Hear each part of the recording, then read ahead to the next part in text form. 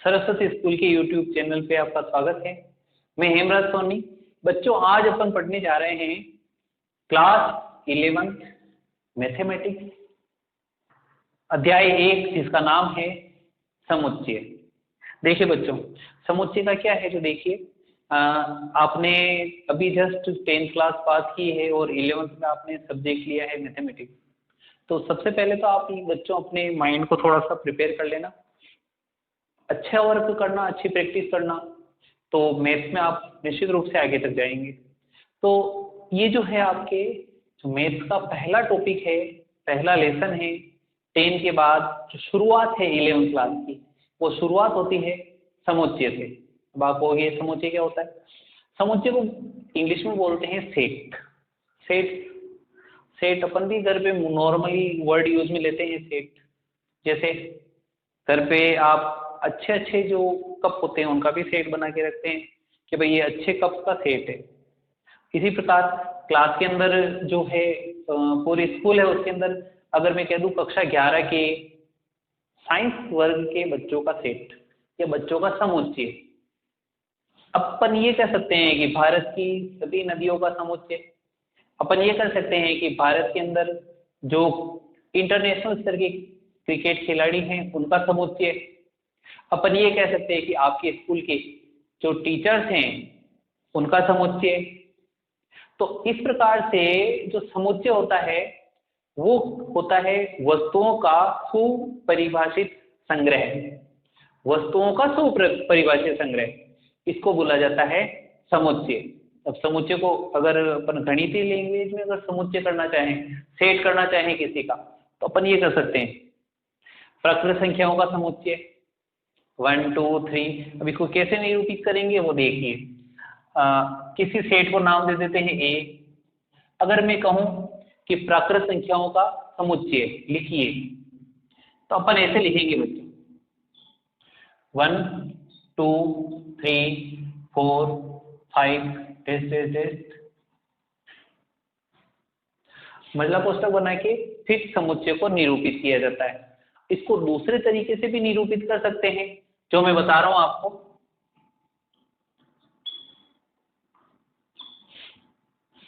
इनको आप नाम दे दीजिए। आप यहां लगाइए जबकि, ये निशान होता है बच्चों जबकि का, ये एक बिंदी हो रही है। जबकि x अवयव है n का, अपन ऐसे भी निरूपित कर सकते हैं। x अवयव है n का, n यानी प्राकृत संख्याओं का। आप चाहें तो ऐसे भी कर सकते हैं x जबकि x प्राकृत संख्याएं है। इस प्रकार से भी अपन बोल सकते हैं इसको। अर्थात जो ये जो समुच्चय होता है, इसको दो प्रकार से निरूपित किया जाता है। ये जो पहला प्रकार है इसको बोलते हैं सारणीबद्ध। रोस्टर रूप भी बोला जाता है इसको, रोस्टर रूप। और ये जो है इसको बोलेंगे समुच्चय निर्माण। समुच्चय निर्माण रूप, इसको इंग्लिश में बोला जाता है सेट बिल्डर फॉर्म। तो बच्चों, जो समुच्चय होता है उसको निरूपित करने का दो तरीका होता है।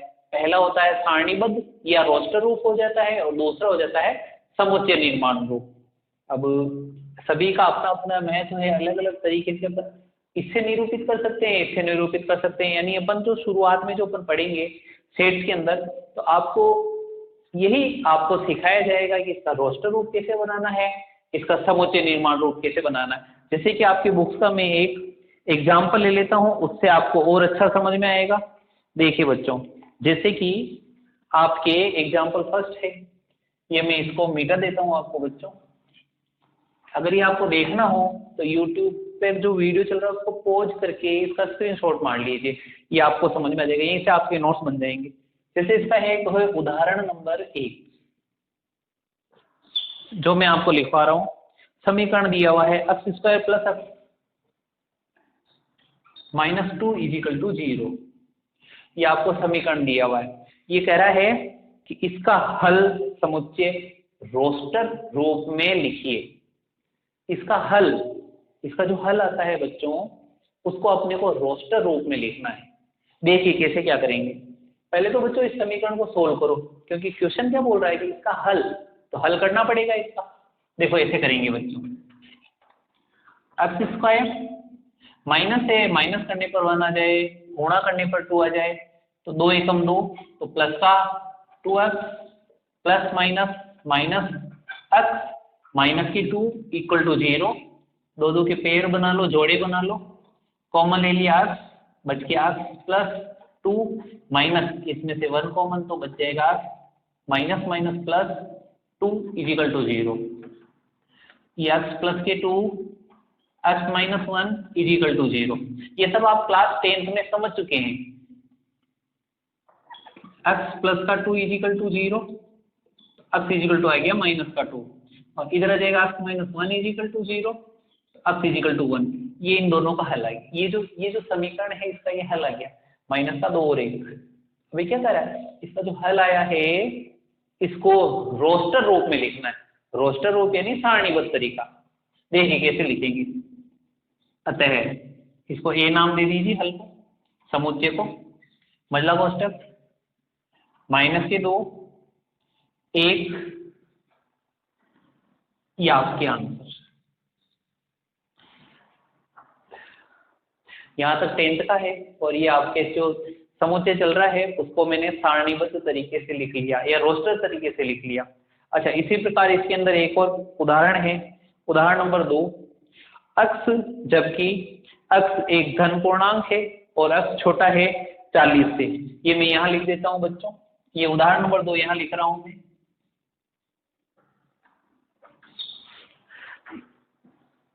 समुच्चय है, इसको मैं ए नाम दे देता हूँ, यहां दे देता हूं x जबकि x एक धन पूर्णांक है।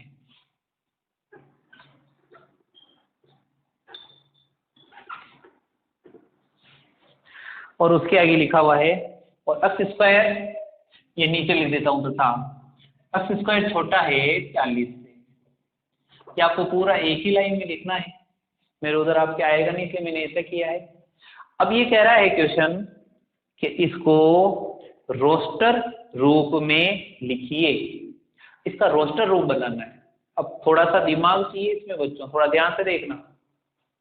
x जबकि x एक धन पूर्णांक है, ये धन पूर्णांक है, तथा x का स्क्वायर, जो भी संख्या होगी उसका स्क्वायर छोटा होगा 40 से।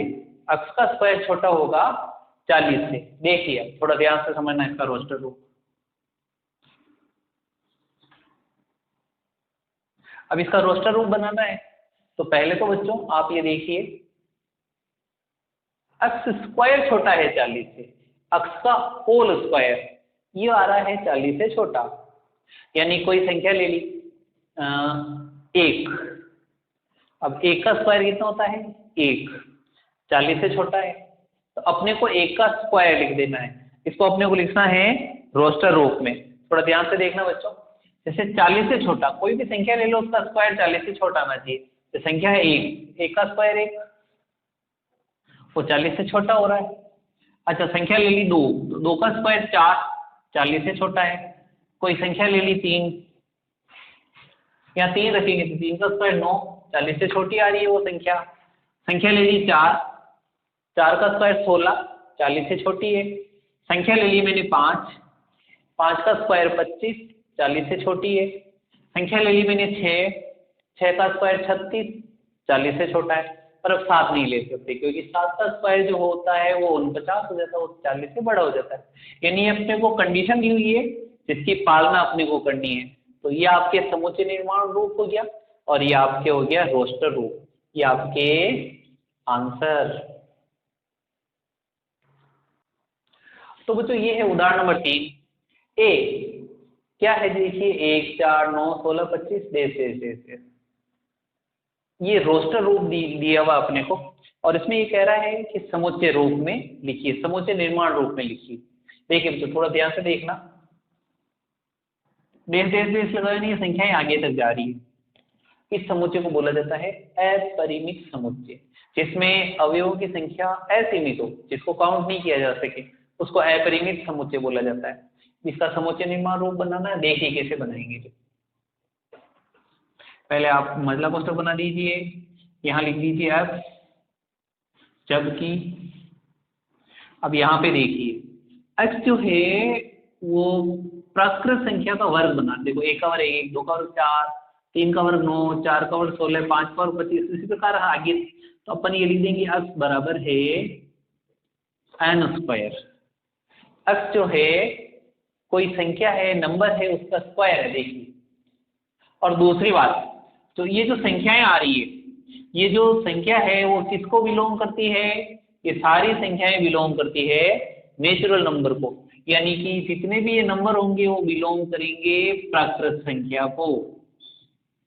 ये बच्चों आपके समुच्चय निर्माण रूप, इसको इस प्रकार से भी लिखा जा सकता है कि अपन ये भी कह सकते हैं कि x, जबकि x प्राकृत संख्याओं का वर्ग है, प्राकृत संख्या का वर्ग है, तो प्राकृत संख्याओं के वर्ग को लिखना है अपने। तो बच्चों ये देखिए उदाहरण नंबर 4, a बराबर है 1/2, 2/3, 3/4, 4/5, 5/6 और 6/7। इसके आगे देखिए डेश डेश नहीं लगा हुआ, इसका मतलब इसमें अवयवों की संख्या हो गई सीमित। इसको बोलते हैं परिमित समुच्चय। जिसमें अवयवों की संख्या निश्चित हो वो परिमित समुच्चय कहलाएगा, और जिसमें अवयव की संख्या अनिश्चित हो उसे अपरिमित समुच्चय बोलेंगे। अब ये क्या रहा है, ये आपके देखिए पहचानिए कौन सा रूप है, ये रोस्टर रूप है या सारणीबद्ध रूप है। इसमें कह रहा है कि इसको समुच्चय निर्माण रूप में लिखिए। देखिए बच्चों कैसे लिखेंगे, a इक्वल टू, यानी कोई समुच्चय हो गया। अब इसमें क्या है x, जबकि x बराबर, अब एक फॉर्मूला बनाने जा रहे हैं। देखिए इसमें रिलेशन देखिए, ऊपर और नीचे वाली संख्या में संबंध स्थापित कीजिए। देखिए क्या है, ऊपर वाली संख्याएं सारी नेचुरल नंबर है, प्राकृत संख्याएं हैं, और इसके जस्ट नीचे वाली संख्या देखो एक ज्यादा आ रही है सब में। जैसे यहाँ आ रही है तो 1 आ रहा है, तो नीचे आ रहा है 1 + 1, ये से। अगर ऊपर 1 है तो नीचे 2 है तो 1 + 1 आ रहा है। अच्छा यहाँ पे 2 है तो नीचे 3 है, इसका मतलब 2 + 1 आ रहा है। अगर यहाँ 3 है तो नीचे आ रहा है 4, यानी 3 + 1। इसी प्रकार अगर ऊपर n हो जाए, ऊपर मान लिया संख्या है n, तो नीचे क्या आएगा, n+1 आएगा। तो ये आपके ये संबंध स्थापित हो गया इनमें, यानी n/n+1, n/n+1। देखिए संबंध है ना, ऊपर वाली संख्या और नीचे वाली संख्या, यानी अंश और हर में संबंध है। ये जो हर है ना वो अंश से 1 ज्यादा आ रहा है, तो अपन ऐसा लिख देंगे x बराबर n/n+1। अच्छा n किसको बिलोंग कर रहा है, n अवयव है प्राकृत संख्या। ऊपर देखिए 1 से स्टार्ट किए ना, प्राकृत संख्या का अवयव, यहाँ पे खत्म नहीं हुआ। अगर डेश डेश डेश होता तो मैं यहाँ खत्म कर देता, क्योंकि असीमित होती। परंतु इसमें कंडीशन है क्या, कि जो प्राकृत संख्या है वो 1 से 6 के बीच में। तो अपन जो है ऐसे लिखेंगे, जहां x जो है बड़ा है या बराबर है 1 के। देखिए 1 से बड़ा होगा या 1 के बराबर भी हो सकता है, और छोटा है या बराबर है 6 से। ये कंडीशन है, यानी 6 से 1 से 6 के बीच में ही आएगी वो संख्या, जैसे 1 या 1 से ज्यादा और 6 या 6 से कम। तो ये अपन ने कंडीशन डाल दी। अच्छा बच्चों, मैंने अभी थोड़ा सा यहाँ पे यूज में लिया कि ये अंश और जो हर है इसमें संबंध स्थापित हो रहा है इसके अंदर। तो समुच्चय जो है, अगले वाला टॉपिक इसमें लेंगे रिलेशन और फंक्शन, संबंध और फलन। उसमें जो ये समुच्चय जो है बड़ा काम आएगा, यानी कि जो लेसन नंबर 1 है, अध्याय 1 है, इसको आप अच्छी तरह से पढ़ोगे तो फिर संबंध और फलन आपको अच्छा समझ में आएगा। और संबंध और फलन, यकीन मानिए अगर संबंध और फलन आपको अच्छा समझ में आ गया तो ये आपको जो 12th क्लास है उसमें ये टॉपिक बहुत ज्यादा काम आएगा। तो मैं तो यही बोल रहा हूँ कि कड़ी से कड़ी आगे चल रही है, समुच्चय है, उसके बाद संबंध फलन है, उसके बाद जो भी त्रिकोणमितीय फलन आए उनको आप अच्छे से देखना बच्चों, ध्यान से देखना, आगे जाकर बहुत यूजफुल होंगे। बिना 11th के नॉलेज के आप 12th क्लास में ढंग से परफॉर्मेंस नहीं कर पाएंगे। अगर 12th में अच्छे परसेंटेज बनाने हैं तो इस जो 11th की बुक्स है उसको आप बेस मानिए और इसमें जो लिखा हुआ है ध्यान से समझिए। तो बच्चों एग्जाम्पल नंबर उदाहरण नंबर 5, जो उदाहरण नंबर 5 है इसके अंदर लिखा हुआ है कि बाईं ओर रोस्टर रूप है और दाईं ओर जो है समोच्चय निर्माण, उसका आपको मिलान करना है। तो बच्चों मैं आपको मिलान नहीं करके बता रहा हूँ, मैं आपको इसका समुच्चय जो निर्माण रूप है वो बना के बता रहा हूँ ताकि आपके काम आए और कुछ प्रॉपर्टीज भी है जो आपको अच्छी समझ में आएगी इससे। जैसे इसमें लिखा हुआ देखिए PRINCAL, ये अब इसका समुच्चय निर्माण जो बुक में दिया हुआ है थोड़ा ध्यान से देखिए, अपन भी समुच्चय निर्माण बनाते हैं। x जबकि x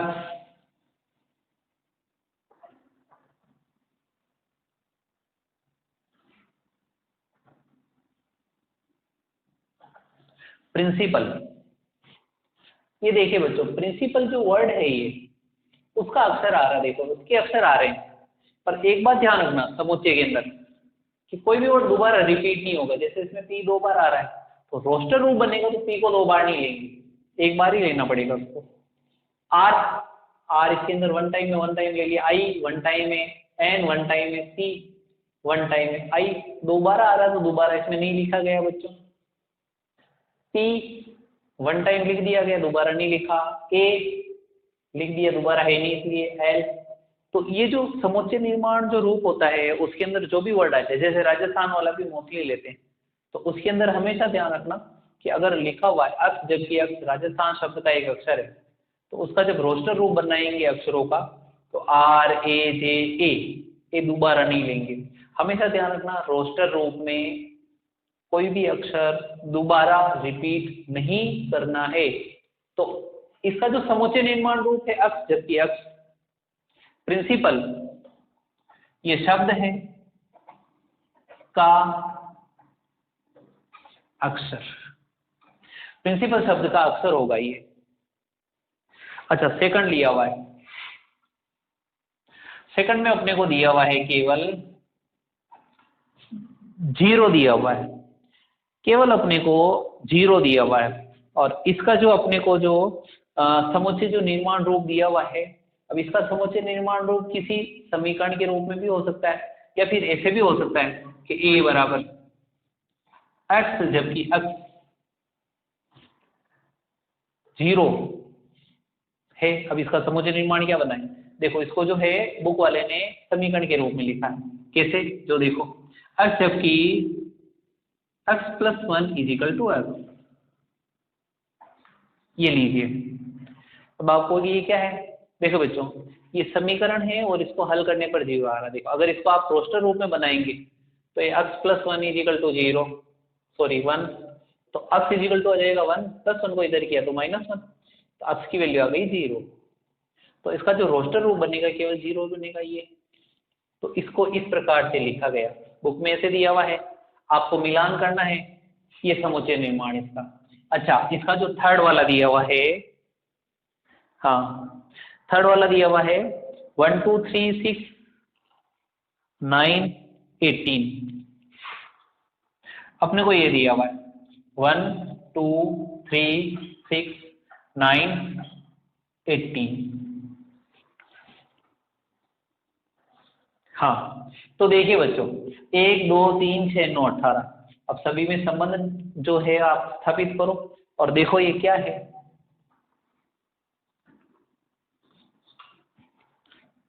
इसको आपको समुच्चय निर्माण रूप में लिखना है। अब कैसे लिखेंगे तो देखना बच्चों, x जबकि x,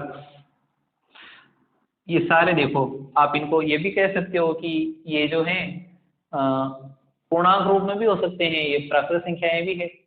आप तो पूर्णांक लिख दीजिए, बुक में पूर्णांक लिखा हुआ, जबकि x 1 पूर्णांक है। तथा एक और बात, अब इसमें जो संबंध है वर्ग का संबंध आ नहीं रहा, अभाज्य संख्याओं का संबंध आ नहीं रहा। ये देखिए ये सारी संख्याएं हैं, इन सब का भाग 18 में जा रहा है। देखो 18 में 1 का भाग जाता है, 18 में 2 का भाग जाता है, 18 में 3 का भाग जाता है, 18 में 6 का जाता है, 9 का जाता है और 18 में 18 का भी जाता है। इसको मतलब ये सारी संख्याएं 18 की भाजक हुई। तो यहाँ लिख देंगे अक्ष, जबकि अक्ष एक पूर्णांक है तथा 18 से भाजक, या आप ऐसे लिख सकते हो कि 18 से विभाजित होती है। ये सारी संख्याएं 18, इस सारी संख्याओं का भाग 18 में जाता है, तो 18 से भाजक, ये आपके समुच्चय निर्माण रूप बन गया। अच्छा, अब एक और, ये थर्ड हुआ। उसके बाद क्वेश्चन नंबर 4 इसके अंदर और दिया हुआ है 3 और -3।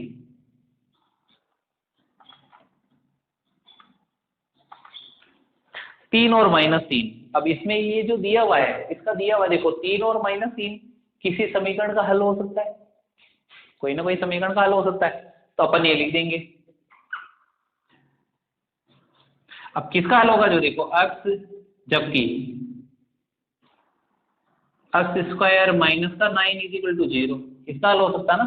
अक्स स्क्वायर -9 को चलिए प्लस का नहीं, तो अक्स स्क्वायर को लिखेंगे तो √√ +-9, यानी √√ +-9, यानी प्लस ±√9, तो +-9 का वर्गमूल 3, यानी प्लस का 3 और ये माइनस का 3। तो ये अपने को कंडीशन दी हुई है। अच्छा, इसमें एक और बात लिख सकते हो, जो अक्ष जो है वो पूर्णांक हो सकता है, क्योंकि माइनस में भी आ रही है प्लस में भी आ रही है, तो माइनस में है तो इसको प्राकृत संख्या लिख नहीं सकते, क्या लिख सकते हैं कि तथा अक्ष बिलोंग टू जेड, जेड का मतलब हो गया पूर्णांक या इंटीजर, तो अक्ष जो है वो जेड को बिलोंग करती है, जेड की अवयव है। पूर्णांक यानी जो माइनस में भी चले, लगातार संख्याएं, और प्लस में भी चले, -3, -2, -1, 0, 1, 2, 3 एंड सो ऑन, इधर भी सो ऑन, इनफाइनाइट, प्लस में और माइनस में। तो ये जो है ये पूर्णांक है, तो ये आपके समुच्चय हो गए। उम्मीद है कि ये जो रोस्टर रूप बने हैं इनका समुच्चय निर्माण आपको समझ में आया होगा। अब आप जब बुक खोलेंगे और उसके अंदर उदाहरण 1, 2, 3, 4 देखेंगे तो आपको 100% समझ में आएगा, और जहाँ समझ में नहीं आए आप वीडियो में देख लीजिए आपके पास।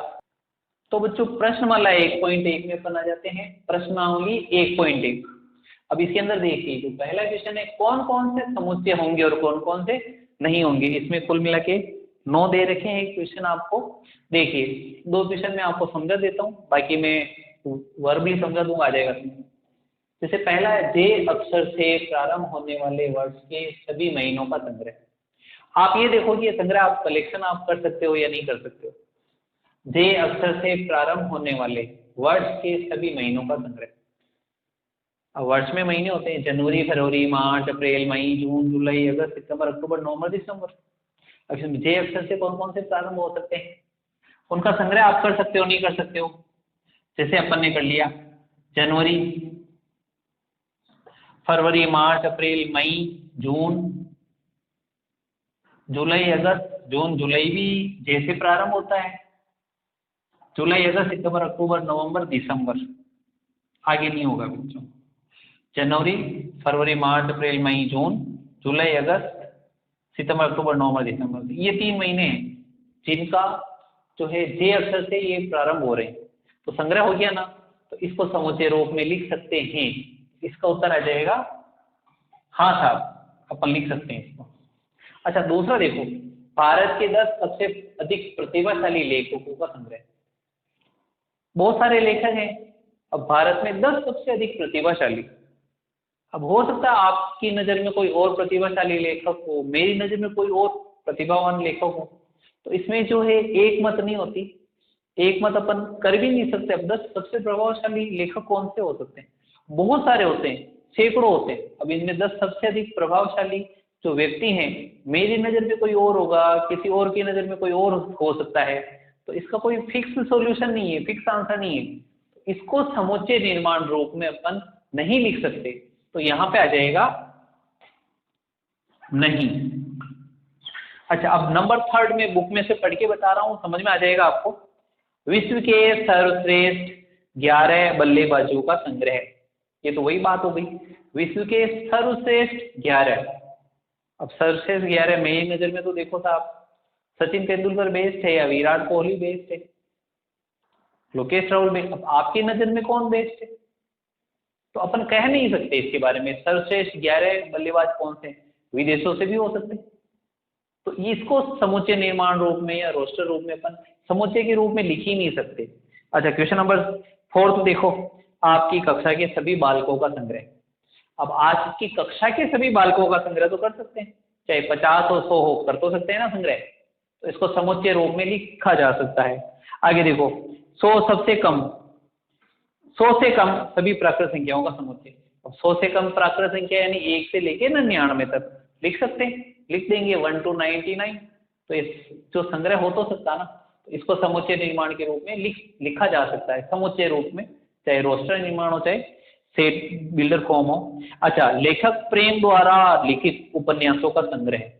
अब प्रेमचंद ने चाहे 1000 बुक लिखी हो चाहे 5000, कलेक्शन तो कर ही सकते हैं, संग्रह कर सकते हैं, तो इसको समुच्चय के रूप में लिखा जा सकता है। आगे देखिए, सभी संपूर्णांकों का संग्रह। अब सारे संपूर्णांक हो सकते हैं, अब इसमें ये नहीं बोला कि भाई धन पूर्णांक है या ऋण पूर्णांक है, संपूर्णांक है, तो संग्रह हो सकता है, तो निश्चित रूप से कर सकते हैं इनका संग्रह। इस अध्याय में आने वाले प्रश्नों का संग्रह। अब इस अध्याय में चाहे 100 क्वेश्चन हो चाहे 50 हो, संग्रह तो कर सकते हैं ना भाई ये क्वेश्चन, तो निश्चित रूप से लिखा जा सकता है। विश्व के 26 से अधिक खतरनाक जानवरों का संग्रह। मेरे को छिपकली से डर लगता है, तो मेरे लिए सबसे खतरनाक जानवर छिपकली है। मयू, आपको किससे डर लगता है? इसको कुत्तों से डर लगता है, तो इसके लिए सबसे खतरनाक जानवर कुत्ता है। कहने की बातें हैं, मनुष्य को मनुष्य से डर लगता है, तो क्या सबसे अधिक खतरनाक जानवर क्या मनुष्य है क्या? सभी की अलग अलग ओपिनियन है, अलग अलग राय है, तो इसका अपन संग्रह नहीं कर सकते, तो इसको समुच्चय के रूप में लिखा नहीं जा सकता। यह आपके प्रश्नावली 1.1 का क्वेश्चन नंबर 2 बच्चों, ये ए कोई समुच्चय है जिसमें संख्याएं हैं या अंक है 1 2 3 4 5 6। अब ये कह रहा है कि इसमें रिक्त स्थानों की पूर्ति करो। कैसे? तो देखो, कुछ शब्द बता रहा हूं मैं आपको, सिंबल बता रहा हूं, प्रतीक। ये प्रतीक होता है अवयव है का, ये प्रतीक होता है अवयव नहीं है का। अगर 5 इस समुच्चय में आ रहा है ना, इसका मतलब 5 जो है एक अवयव हुआ, तो यहां पे लिख देंगे 5 अवयव है एक का। इसको ऐसे पढ़ा जाता है, आप चाहो तो ऐसे पढ़ सकते हो, 5 बिलोंग टू ए। आप चाहो तो ऐसे पढ़ सकते हो, 5 अवयव है ए का। अच्छा, 8 है नहीं है, देखो नहीं है, तो इसको ऐसे लिखेंगे 8 अवयव नहीं है ए का। आप चाहो तो ऐसे बोल सकते हो, 8 नॉट बिलोंग टू ए। अच्छा, 0 है क्या अवयव? नहीं है, तो 0 अवयव नहीं है ए का। अच्छा, 4 है अवयव? है, तो लिखेंगे 4 अवयव है ए का। 2 अवयव है नहीं है, देखिए है, तो 2 अवयव होगा ए का। 10 नहीं है, तो 10 अवयव नहीं है ए का। ये इसको इस प्रकार से सिंबल में है या नहीं है में दर्शाया जाएगा। तो बच्चों, 11th क्लास का जो फर्स्ट लेक्चर था समुच्चय, उम्मीद है आपको पसंद आया होगा। और अगले वाले वीडियो में इससे आगे क्वेश्चन नंबर 2 तक बताया, तो मैंने क्वेश्चन नंबर 3 और उससे आगे वाले जो क्वेश्चन हैं वो हम लेके आएंगे। और जल्दी से जल्दी आप इस चैनल से जुड़िए, जब तक स्कूलें नहीं खुल जाती हैं तब तक ये वीडियो आपके लिए, और ये जो यूट्यूब चैनल है सरस्वती का, ये आपके लिए अमृत के समान कार्य करेगा। घर पे बैठे नहीं रहिए, और अगर आपके पास बुक्स है तो निश्चित रूप से, और बुक्स नहीं है तो भी आप निश्चित रूप से जो भी मैथ्स के, फिजिक्स के, केमिस्ट्री के जो वीडियो आ रहे हैं उनको निश्चित रूप से देखिए बच्चों। धन्यवाद, बहुत बहुत थैंक यू।